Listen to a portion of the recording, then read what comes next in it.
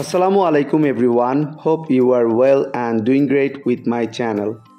আজকের এই ভিডিওতে আমি আপনাদের সাথে শেয়ার করব একটি অ্যাডভান্স ইংলিশ স্ট্রাকচার। সো ভিডিওটি না টেনে শেষ অবধি দেখুন। আমি তাকে আমার বই আনতে বললাম। আমি তাকে একটা ফুটবল কিনতে বললাম।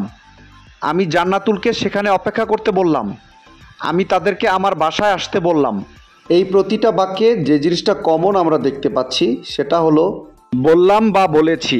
সো যখন আমরা কোনো সেন্টেন্সে এই ধরনের বাক্যটি দেখতে পাবো সেক্ষেত্রে আমাদের ব্যবহার করতে হবে আস্কড।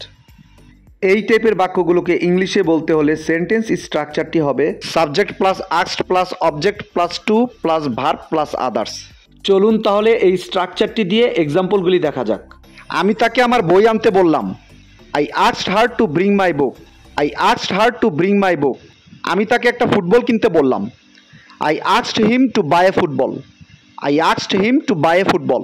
আমি জান্নাতুলকে সেখানে অপেক্ষা করতে বললাম। I asked Jannatul to wait there. I asked Jannatul to wait there. আমি তাদেরকে আমার বাসায় আসতে বললাম।